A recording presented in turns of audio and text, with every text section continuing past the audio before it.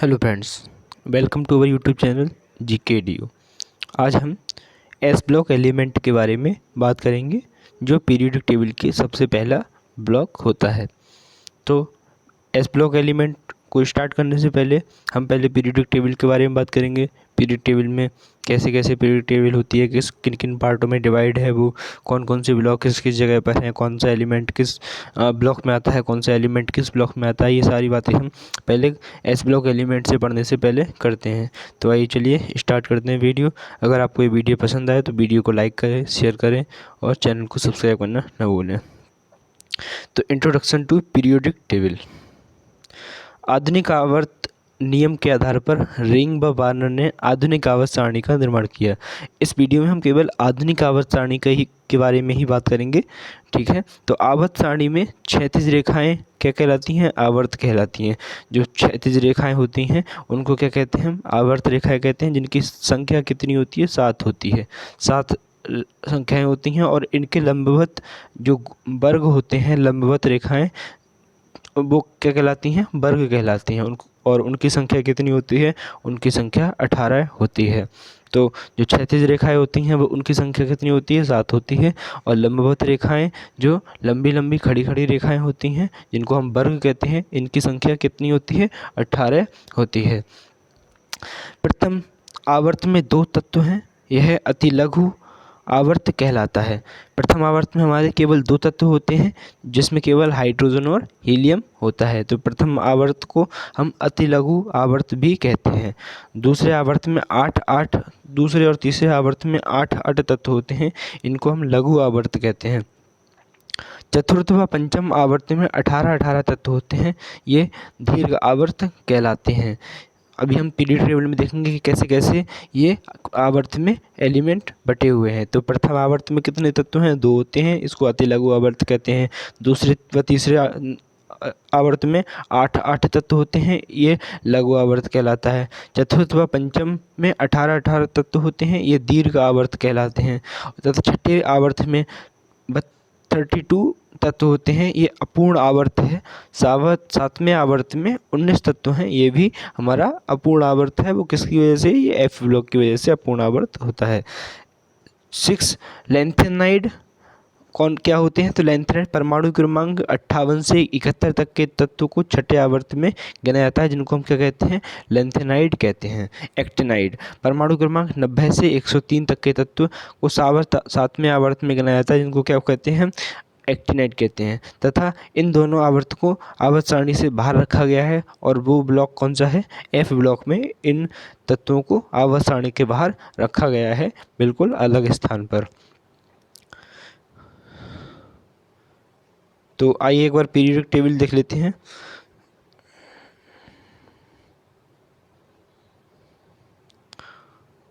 ये रही periodic table. ये हमारा जो पिंक कलर का बना हुआ है, इसको एस ब्लॉक कहते हैं। ये ब्लू कलर का, स्काई ब्लू कलर का है, इसको हम डी ब्लॉक कहते हैं। और ये हमारा येलो और रेड, ग्रीन, और ये हमारा ग्रुप 13 से लेकर ग्रुप 18 तक के, इसको पी ब्लॉक कहते हैं। और ये नीचे जो दे रखे हैं आवर्त हमारी पीरियोडिक टेबल से अलग जो ब्लॉक बना हुआ है, इसको एफ ब्लॉक कहते हैं। तो अभी मैं इसको बताऊंगा अच्छी तरीके से। तो पहले एक बार पीछे चलते हैं। तो सबसे पहले हम क्या पढ़ेंगे? वर्ग। तो पीरियोडिक टेबल में वर्ग होते हैं, तो वर्ग के बारे में जानकारी लेंगे। तो प्रथम आवर्त के प्रथम वर्ग के तत्व क्षार धातु कहलाते हैं। एस ब्लॉक हमारा 2 पार्ट में डिवाइड है, फर्स्ट ग्रुप और सेकंड ग्रुप। फर्स्ट ग्रुप के जो एलिमेंट होते हैं उनको हम एल्कली मेटल बोलते हैं, या हिंदी में कहें तो क्षार धातुएं बोलते हैं, जैसे कि hydrogen, lithium, sodium, potassium, rubidium, caesium, ये हमारे क्या हैं? एल्कली मेटल है। दूसरे आवर्त के दूसरे वर्ग के तत्व क्षारीय मृदा धातु कहलाते हैं, जैसे हमारा beryllium, magnesium, calcium, strontium, barium और रेडियम। ये हमारे कौन से हैं? दूसरे वर्ग के तत्व होते हैं, जिनको हम क्या कहते हैं? एल्कली मेटल कहते हैं, या क्षारीय मृदा धातु, इसको एल्कली अर्थ मेटल कहते हैं। तीसरे वर्ग के तत्व बोरॉन परिवार के तत्व कहलाते हैं। तीसरे वर्ग के तत्व बोरॉन परिवार के तत्व कहलाते हैं, जिसमें बी, बोरॉन, एल्यूमिनियम आदि तत्व आते हैं। 16वें ग्रुप वर्ग के तत्व ऑक्सीजन परिवार के तत्व कहलाते हैं। इनको चैल्कोजन भी कहते हैं। जैसे ऑक्सीजन, सल्फर, SeTePO, ये हमारे कौन से हैं? 16वें वर्ग के तत्व हैं। 17वें वर्ग के तत्व हैलोजन कहलाते हैं, जैसे फ्लोरीन, क्लोरीन, ब्रोमीन, आयोडीन और 80, ये हमारे हैलोजन वैल्यू होती हैं 4, फ्लोरीन, क्लोरीन, ब्रोमीन और आयोडीन। क्वेश्चन नंबर 6 ये पॉइंट 6, 18वें वर्ग के तत्व अक्रिय तत्व, अक्रिय गैस और नोबल गैस कहलाते हैं। जैसे ये हमारा helium, neon, argon, krypton, xenon, radon, ये हमारी कौन सी होती हैं? नॉन रिएक्टिव गैस होती हैं, अक्रिय गैस होती हैं, जो किसी से भी रिएक्शन नहीं करती हैं। अगला आवर्त के बारे में पढ़ते हैं। आवर्त सारणी में 36 पंक्तियों को क्या कहते हैं? हम आवर्त कहते हैं, जैसे बता रखा है मैंने। और आवर्त सारणी के दीर्घ रूप में 7 आवर्त हैं। जो हमारी मॉडर्न पीरियोडिक टेबल है, उसमें आवर्तों की संख्या कितनी है? 7 आवर्तों की संख्या है। प्रथम आवर्त में 2 तत्व हाइड्रोजन और हीलियम होता है। इनमें केवल एक कोष होता है और इस आवर्त को हम अति लघु आवर्त भी कहते हैं। द्वितीय आवर्त में 8 तत्व होते हैं। Lithium, beryllium, boron, carbon, nitrogen, oxygen, fluorine तथा नियॉन। द्वितीय आवर्त में 2 कोष होते हैं, K और L, जो क्रमोत्तर भरे जाते हैं, जो क्रमानुसार भरे जाते हैं। तीसरे आवर्त के तत्व कौन से होते हैं? हमारा sodium, magnesium, aluminium, silicon, phosphorus, chlorine, argon, ये हमारे कौन से होते हैं? तृतीय आवर्त के तत्व होते हैं। तीसरे आवर्त में तीसरा कोष M क्रमोत्तर भरा जाता है तथा इनमें 3 कोष होते हैं। तो तीसरे आवर्त के तत्वों में कितने कोष होते हैं? तीसरे आवर्त के तत्वों में 3 कोष होते हैं। चौथे आवर्त में 18 तत्व होते हैं। पंचम आवर्त में भी 18 तत्व होते हैं। षष्ठ आवर्त में, छठे आवर्त में 32 तत्व होते हैं और 7वें आवर्त में 18 तत्व होते हैं। आवर्तों में संयोजक इलेक्ट्रॉन की संख्या बाएं से दाएं बढ़ती है। तो जो आवर्त में संयोजकता जो होती है वो कहाँ से? S ब्लॉक से सीधे सीधे P ब्लॉक की ओर जाते हुए क्या होती है? बढ़ती है। अगला ये देखो पीरियोडिक टेबल, ये हमारा पहला वाला S ब्लॉक है। दूसरा ये D ब्लॉक, ये हमारा, एक मिनट पेंसिल का यूज कर लूँ मैं। तो ये हमारा होता है S ब्लॉक, ये होता है D ब्लॉक, ये होता है P ब्लॉक और ये होता है नीचे जो आवर्त सारणी से बिल्कुल अलग है, इसको बोलते हैं हम F ब्लॉक। तो S ब्लॉक में हमारे कौन कौन से तत्व आते हैं? Hydrogen, lithium, sodium, potassium, rubidium, caesium, francium. और इसका सेकंड ग्रुप में beryllium, magnesium, calcium, strontium, barium और रेडियम। तो ये हमारे S ब्लॉक के 2 ग्रुप हैं। क्योंकि हम इस वीडियो में S ब्लॉक के बारे में ही पढ़ते हैं, तो अभी हम इन 2 ग्रुप को ही कंसीडर करेंगे और इसके बारे में आगे पढ़ेंगे। तो इंट्रोडक्शन टू S ब्लॉक, आइए हम S ब्लॉक के बारे में पढ़ के देखते हैं। S ब्लॉक के बारे में, तो वे तत्व जिनमें अंतिम इलेक्ट्रॉन S उपकोष में आता है उन्हें S ब्लॉक के तत्व कहते हैं। तो हमारा जो पीरियोडिक टेबल में जो एलिमेंट डिवाइड है वो किस बेसिस पे है? हमारे एटॉमिक नंबर पे। और दूसरा, उनका जो अंतिम इलेक्ट्रॉन आता है वो किस उपकोष में प्रवेश करता है, इसके आधार पर उनको अलग अलग ब्लॉक में डिवाइड किया हुआ है। तो वे तत्व जिनमें अंतिम इलेक्ट्रॉन S उपकोष में आता है उन्हें S ब्लॉक में रखा गया है। और वे तत्व जिनमें अंतिम इलेक्ट्रॉन D उपकोष में आता है उन्हें D ब्लॉक में रखा गया है। वे तत्व जिनमें अंतिम इलेक्ट्रॉन P उपकोष में आता है उन्हें P ब्लॉक में रखा गया है। वे तत्व जिनमें अंतिम इलेक्ट्रॉन F उपकोष में आता है उन्हें F ब्लॉक में रखा गया है। तो इसी प्रकार से हमारा जो वे तत्व जिनमें अंतिम इलेक्ट्रॉन S उपकोष में आता है उन्हें क्या कहते हैं? S ब्लॉक के तत्व कहते हैं।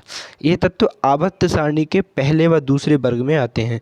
तो ये जो तत्व हैं वो आवर्त सारणी के बिल्कुल प्रथम व द्वितीय वर्ग में आते हैं। कौन कौन से तत्व हैं ये? Hydrogen, lithium, sodium, potassium, rubidium, caesium, francium, beryllium, magnesium, calcium, strontium, barium और रेडियम। ठीक है। और इनका जो इलेक्ट्रॉनिक विन्यास होता है, तो प्रथम वर्ग का इलेक्ट्रॉनिक विन्यास, जिनको हम क्षारीय धातु कहते हैं, एल्कली मेटल कहते हैं, उनका इलेक्ट्रॉनिक विन्यास होता है NS1। दूसरे वर्ग के तत्वों को क्षारीय मृदा धातु कहते हैं। क्षारीय मृदा धातु एल्कली अर्थ मेटल कहते हैं और इनका बाह्यतम इलेक्ट्रॉनिक विन्यास क्या होता है? NS2। और अगर हम पूरे S ब्लॉक के इलेक्ट्रॉनिक विन्यास की बात करें तो वो कितना होता है? NS122 ये होता है इसका इलेक्ट्रॉनिक विन्यास। इलेक्ट्रॉनिक कन्फिग्रेशन अगर बात करें अलग अलग एलिमेंट की, पर्टिकुलर एलिमेंट की, तो ये हमारा पहला ग्रुप है, ये हमारा सेकंड ग्रुप के, ये हमारे पहले ग्रुप के एलिमेंटों का वो दे रखा है और ये हमारे सेकंड ग्रुप के एलिमेंट्स का वो इलेक्ट्रॉनिक विन्यास दे रखा है। तो पहला देखिए, इसमें पहला है हमारा लिथियम। तो लिथियम का इलेक्ट्रॉनिक विन्यास होता है 1s2 और 2s1। अभी अगला वीडियो में मैं आने वाली वीडियो में मैं इलेक्ट्रॉनिक विन्यास को निकालना सिखाऊंगा कि इलेक्ट्रॉनिक विन्यास कैसे निकालते हैं। तो उसके मदद से हम बहुत सारी चीज़ें केमिस्ट्री में कर सकते हैं। तो इलेक्ट्रॉनिक विन्यास का आना बहुत ही ज़्यादा ज़रूरी होता है। तो लिथियम का इलेक्ट्रॉनिक विन्यास क्या होता है? लिथियम का इलेक्ट्रॉनिक विन्यास होता है 1s2 2s1। इसका एटॉमिक नंबर कितना होता है? 3 होता है। लिथियम का एटॉमिक नंबर कितना होता है? 3 होता है। सोडियम का एटॉमिक नंबर कितना होता है? 11 होता है। और इसका इलेक्ट्रॉनिक विन्यास, इलेक्ट्रॉनिक कन्फिग्रेशन कितना है? 1s2 2s2 2p6 और 3s1। तो इसी प्रकार से सभी इलेक्ट्रॉनिक कन्फिग्रेशन, इलेक्ट्रॉनिक विन्यास हमको दे रखे हैं। जैसे पोटेशियम का 1s2 2s2 2p6 3s2 3p6 4s1। इसका एटॉमिक नंबर कितना होता है? इसका एटॉमिक नंबर होता है 19। अगला रुबीडियम का क्या है? 1s2 2s2 2p6 3s2 3p6 3d10 4s2 4p6 5s1। इसी प्रकार से ये हमारे सभी एलिमेंट्स के एस ब्लॉक के फर्स्ट ग्रुप के सभी एलिमेंट्स के हमको इलेक्ट्रॉनिक कन्फिग्रेशन या इलेक्ट्रॉनिक विन्यास दे रखे हुए हैं। इसमें सीजियम है, फ्रांसियम है, इनके सबके दे रखे हैं। अगला सेकंड ग्रुप की बात करें तो सेकंड ग्रुप में हमारा बेरिलियम आ गया, मैग्नीशियम आ गया, कैल्शियम आ गया, स्ट्रोंशियम आ गया, बेरियम आ गया और रेडियम आ गया। ठीक है। तो बेरिलियम का कौन सा है? Be। इसका एटॉमिक नंबर होता है 4। तो इसका इलेक्ट्रॉनिक कन्फिग्रेशन क्या होगा? 1s2 2s2। अगला मैग्नीशियम का एटॉमिक नंबर कितना होता है? 12 होता है। और इसका इलेक्ट्रॉनिक कन्फिग्रेशन होता है 1s2 2s2 2p6 और 3s2। कैल्शियम का एटॉमिक नंबर कितना होता है? 20 होता है। और इसका एटॉमिक कन्फिग्रेशन, इलेक्ट्रॉनिक कन्फिग्रेशन क्या होता है? 1s2 2s2 2p6 3s2 3p6 4s2। इसी प्रकार से स्ट्रोंशियम, बेरियम और रेडियम के इलेक्ट्रॉनिक कन्फिग्रेशन दे हुए हैं। जिन भी एलिमेंट्स का एटॉमिक नंबर ज़्यादा होता है उनका इलेक्ट्रॉनिक विन्यास हम नॉन रिएक्टिव गैसेस की मदद से लिखते हैं, क्योंकि उनका अंतिम कोष उपकोष भरा हुआ होता है। इसी वजह से हम उनकी सहायता से किसी भी एलिमेंट का इलेक्ट्रॉनिक कन्फिग्रेशन बहुत ही आसानी से लिखते हैं। जब मैं आपको इलेक्ट्रॉनिक विन्यास लिखाना सिखाऊंगा, इलेक्ट्रॉनिक कन्फिग्रेशन लिखवाना सिखाऊंगा, तो उस वीडियो में मैं आपको ये सारी चीज़ें बताऊंगा कि कैसे आप नॉन रिएक्टिव गैसेस की मदद से किसी भी बड़े एटॉमिक नंबर वाले एलिमेंट का इलेक्ट्रॉनिक कन्फिग्रेशन कैसे निकालते हैं। तो अब आइए बात करते हैं एस ब्लॉक एलिमेंट के फिजिकल प्रॉपर्टीज़ के बारे में। तो एस ब्लॉक एलिमेंट की फिजिकल प्रॉपर्टीज़ के बारे में बात करते हैं तो सबसे पहला इसमें टॉपिक है हमारा परमाणु तथा आयनिक त्रिज्याएँ, कि हमारा जो एस ब्लॉक एलिमेंट का परमाणु त्रिज्याएँ हैं या फिर आयनिक त्रिज्याएँ वो किस प्रकार से वेरी करती हैं। तो आइए पढ़ते हैं। तो क्षार धातुओं के परमाणुओं का आकार आवर्त सारणी में अपने आवर्त में सबसे बड़ा होता है। जो क्षार धातु हैं इनका परमाणु आकार आवर्त सारणी में अपने आवर्त में सबसे बड़ा होता है तथा परमाणु क्रमांक के वृद्धि के साथ आकार भी बड़ा होता जाता है। एक इलेक्ट्रॉन त्यागने के बाद संयोजी आयन का आकार अपने जनक परमाणु से सदैव कम होता है, क्योंकि जब कोई भी एलिमेंट एक इलेक्ट्रॉन त्यागता है तो उसका जो जनक हमारा एलिमेंट होता है उसका आकार उससे हमेशा से कम रहता है, क्योंकि इलेक्ट्रॉन त्यागने पर बने आयन का संयोजी कोष पूर्ण रूप से समाप्त हो जाता है। इलेक्ट्रॉन की तुलना में प्रोटॉन की संख्या में वृद्धि के कारण प्रभावी नाभिकीय आवेश में वृद्धि होती है, जिससे आयन का आकार छोटा रहता है। जब हम किसी एलिमेंट से एक इलेक्ट्रॉन को त्यागते हैं तो जो संयोजी बाहर का अंतिम जो उपकोष होता है वो बिल्कुल समाप्त हो जाता है और प्रोटॉन की संख्या इलेक्ट्रॉनों की संख्या के मुकाबले क्या हो जाती है? बढ़ जाती है, जिससे प्रोटॉन इलेक्ट्रॉन को अपनी ओर ज़्यादा ताकत से आकर्षित कर सकते हैं, जिससे आयन का आकार क्या हो जाता है? छोटा हो जाता है।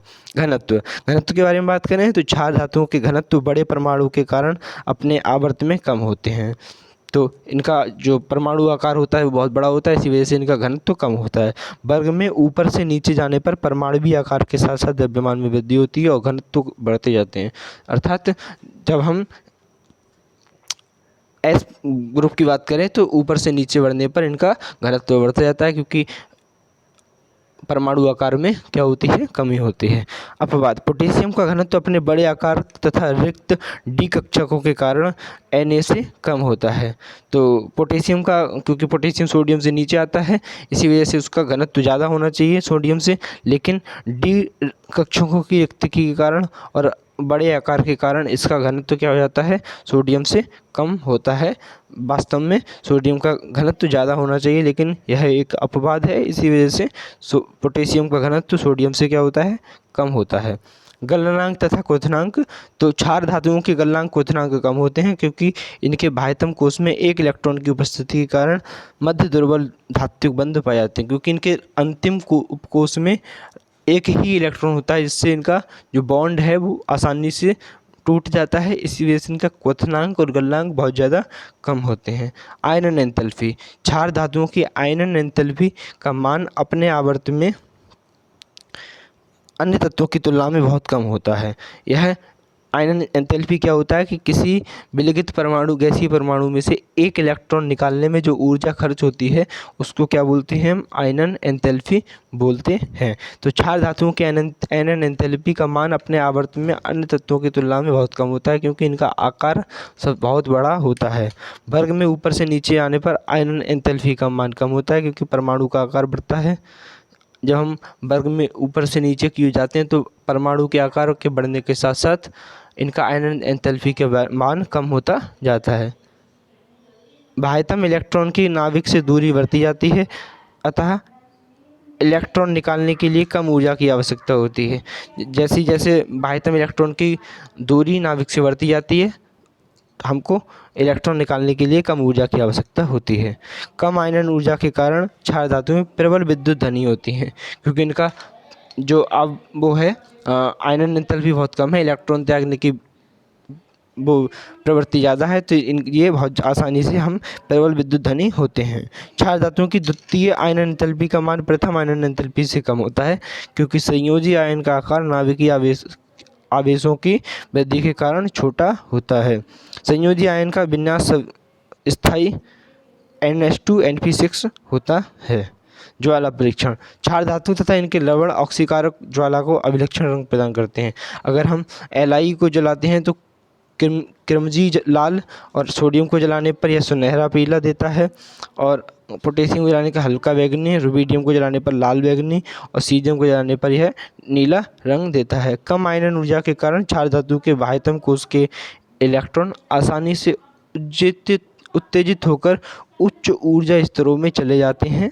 जब ये इलेक्ट्रॉन पुनः अपनी निम्न अवस्था में आते हैं तो ऊर्जा का उत्सर्जन करते हैं, अतः ये ज्वाला को अभिलक्षित रंग प्रदान करते हैं। प्रकाश विद्युत प्रभाव, दृश्य प्रकाश के साथ धातु सतह से टकराने पर इलेक्ट्रॉन के उत्सर्जन की घटना को प्रकाश विद्युत प्रभाव कहते हैं।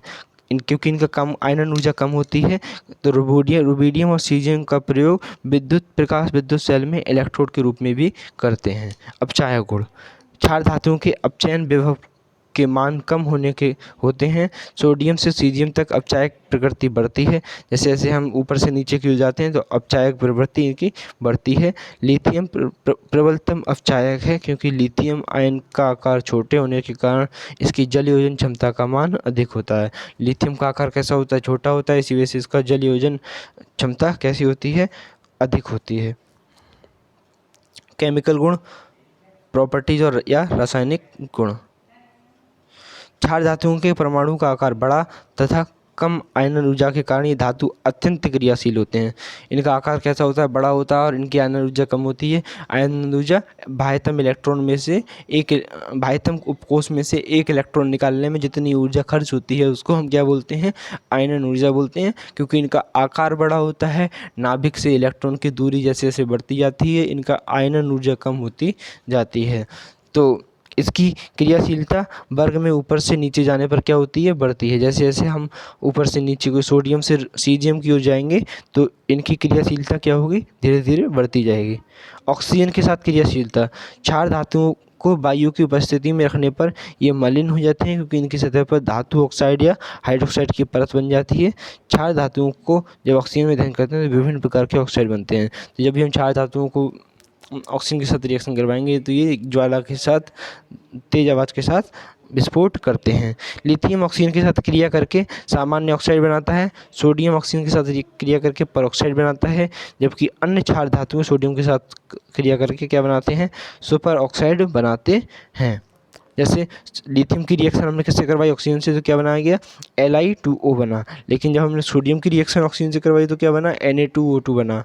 और अन्य तत्वों की अगर हम एस ब्लॉक के अन्य एलिमेंट के अगर हम ऑक्सीजन से रिएक्शन कराते हैं तो क्या बनाते हैं, सुपर ऑक्साइड ये बनाते हैं। जैसे M+O2 MO2। जल के साथ क्रिया करने पर क्या होता है, क्षार धातुएं जो जल तथा अन्य अम्लीय हाइड्रोजन के परमाणु युक्त यौगिकों के साथ क्रिया करती हैं तो हाइड्रोजन गैस मुक्त होती है। तो जैसे ही सोडियम हाइड्रोजन के वाटर के साथ रिएक्शन करेगा तो क्या बनाएगा, सोडियम हाइड्रोक्साइड बनाएगा और हाइड्रोजन गैस को क्या कर देगा, मुक्त कर देगा।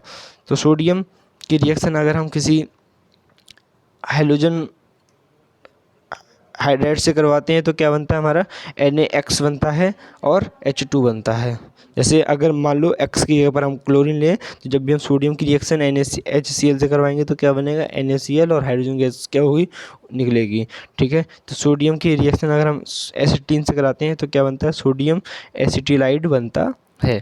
वर्ग में ऊपर से नीचे जाने पर धन विद्युतीय गुण बढ़ते जाते हैं तथा जल के साथ क्रियाशीलता बढ़ती है। डाई हाइड्रोजन में क्रियाशीलता, क्षार धातुएं इससे क्रिया करके हाइड्राइड बनाती हैं। तो सोडियम की रिएक्शन किससे करवाई, H2 से, तो क्या बनाया, NaH बनाया। क्षार धातुओं के हाइड्राइड ठोस, आयनिक तथा प्रबल अपचायक होते हैं। आयनिक तथा प्रबल अपचायक गुण वर्ग में ऊपर से नीचे जाने पर बढ़ते हैं। हेलोजन के साथ क्रिया, तो जब भी हम किसी भी एल्कली मेटल की रिएक्शन किससे करवाएंगे, हेलोजन मेटल से करवाएंगे तो ये क्या बनाएगा, मेटल हाइड्राइड मेटल हैलाइड बनाएगा। जैसे यहाँ पर M क्या है हमारा, lithium, sodium, potassium, rubidium, caesium. तो जैसे Na की रिएक्शन हमने किससे करवाई, क्लोरीन से करवाई तो क्या बनाया, 2NaCl बनाया। द्रव अमोनिया के साथ क्रियाशीलता, सभी क्षारीय धातु द्रव अमोनिया में विलय होकर गहरे नीले रंग का विलयन बनाती हैं।